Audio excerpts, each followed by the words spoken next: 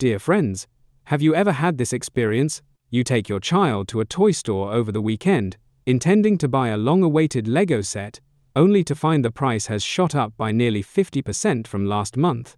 You rub your eyes, thinking you must have misread it, but the saleswoman beside you sighs. Tell me about it. Imported toys are getting more expensive. By the day, we can barely keep up with the inventory. At this moment, you might not realize that behind this price surge draining your wallet lies a big secret that's tugging at the global economic nerve, like suddenly finding your car's navigation system broken, the road ahead unclear, and the fuel tank almost empty. That anxiety and confusion are playing out in the account books of countless families and businesses worldwide. The secret we're discussing today is hidden in the U.S. China trade deal recently signed in Washington. Don't dismiss this as mere political rhetoric in conference rooms. It's tumbling down every spending link in your life, like a domino effect. What's more counterintuitive is that while you might think high tariffs are a spite move against the other country, reality hits you like slipping on a banana peel. Ordinary consumers like you and me are likely the ones footing the extra bill. Just as Nokia failed to grasp the smartphone wave and Kodak missed the digital photography opportunity, the reefs hidden in this trade deal may be rewriting the global commercial nautical chart, and each of us stands on the deck of this giant ship.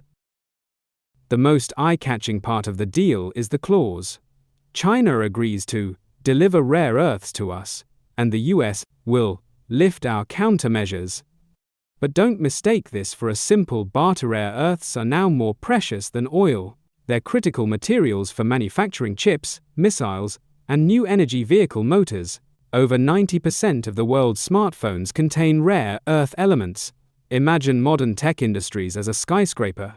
Rare earths are the reinforced concrete to remove them, and the entire industrial edifice wobbles. Remember the toy price hike we mentioned? With 75% of toys made in China, when tariffs soared to 145%, US importers either gritted their teeth and raised prices, or simply ran out of stock. But the more hidden impact is upstream in the supply chain. A Chinese rare earth enterprise Yuanban supplied raw materials to a US chipmaker.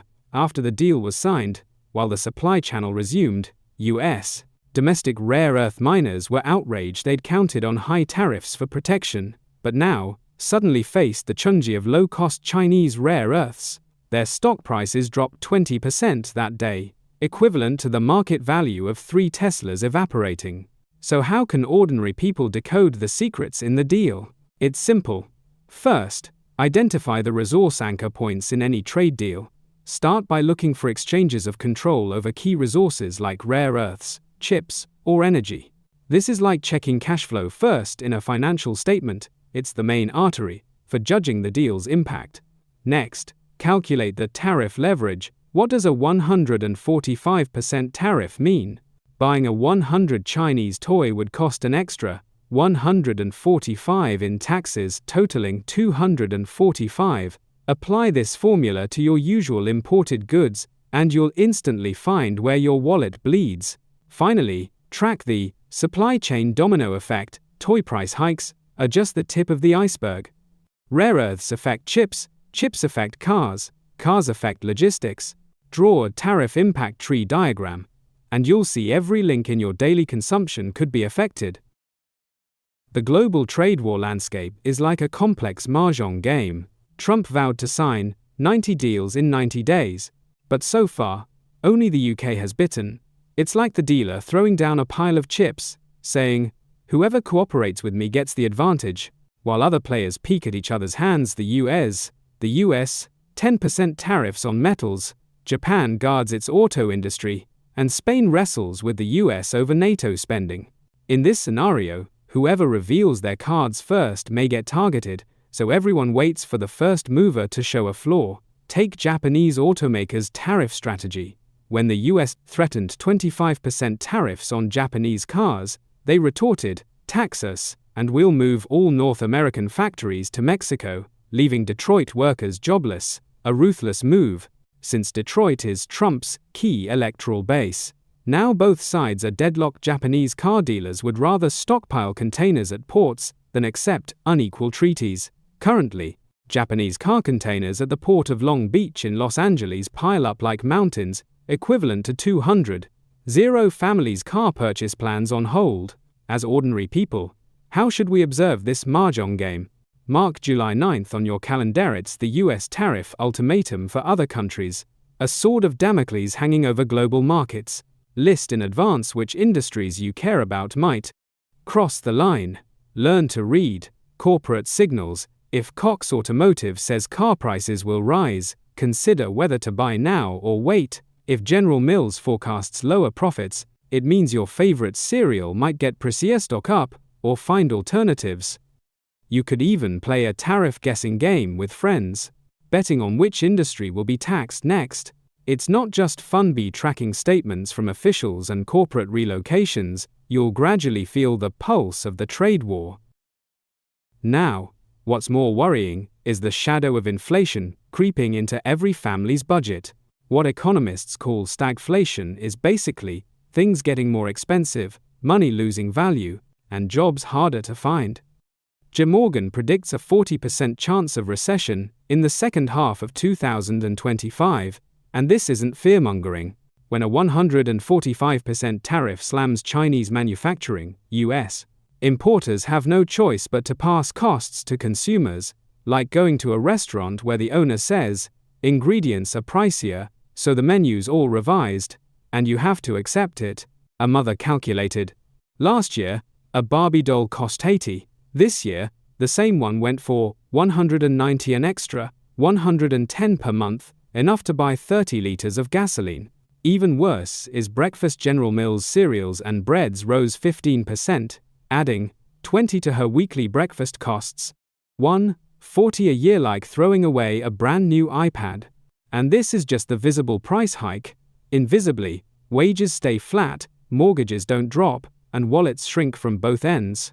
How can we fight inflation? Create a price hike alert list.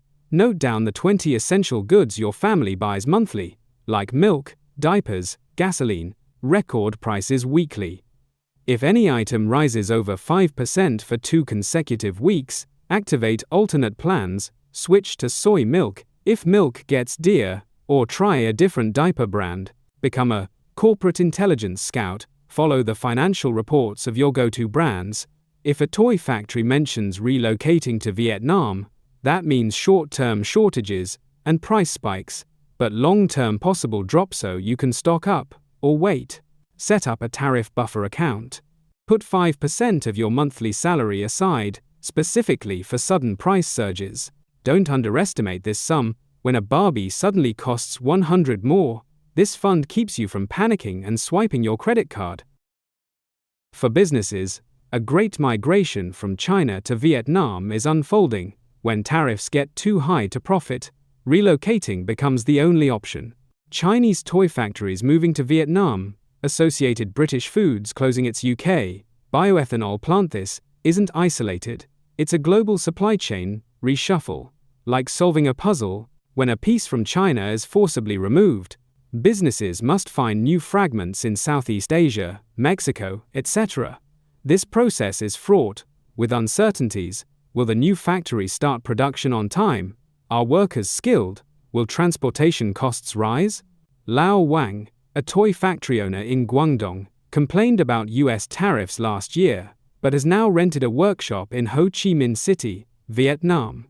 He calculated, relocating cost $2 million, but selling toys in the U.S. saves 145% in tariffs. If orders return to 60% of original levels, he'll break even in 2 years, but troubles followed.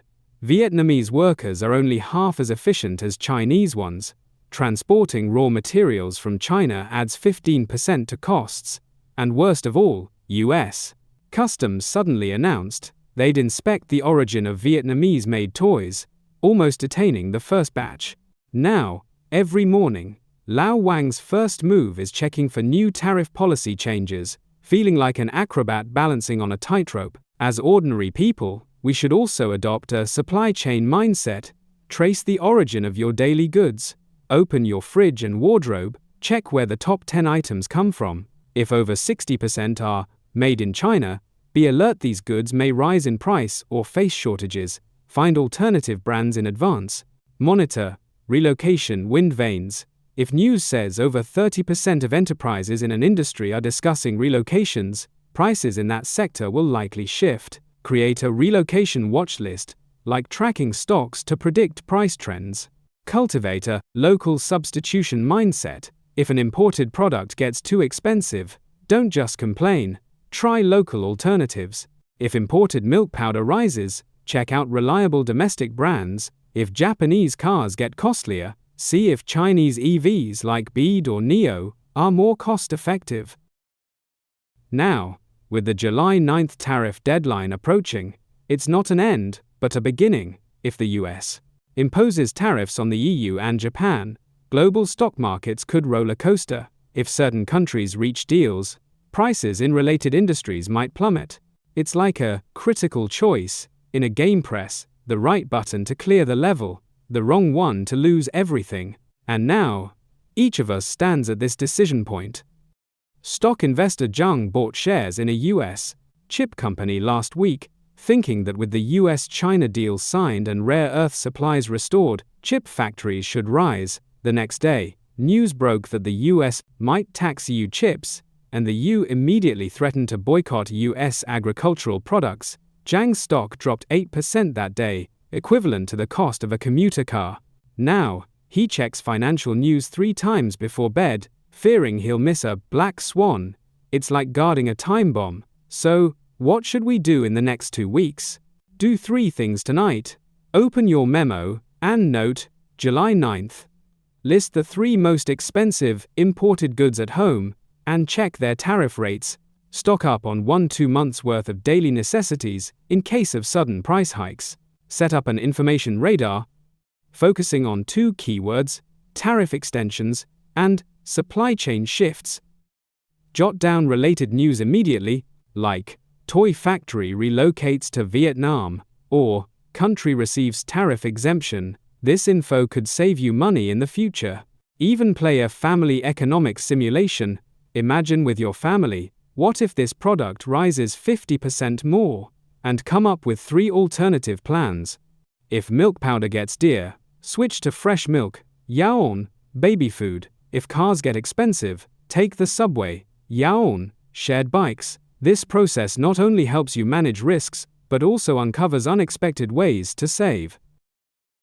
Finally, understanding these trade deals and tariff policies is like reading your family's financial statement. You don't have to be an economist, but you must know where your money goes and what affects it. Next time you walk into a supermarket and see the price tag on a toy, instead of complaining Monran, you'll clearly see, that includes a 145% tariff, supply chain relocation costs, and the echo of the global trade war. This ability to understand is the best weapon to protect your wallet. From today on, be a trade-savvy consumer. Before spending, ask yourself, how much tariff is hidden in this price? When reading financial news, think, how will this affect my grocery budget next month? When these thoughts become habits, it's like installing an economic navigation system. Even in the thickest trade war fog, you'll find the best path. Now take out your phone and set a July 9th reminder with the note, check tariffs, monitor price hikes.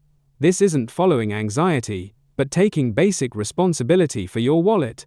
After all, in this war without gunsmoke, those who know how to protect themselves will have the last laugh.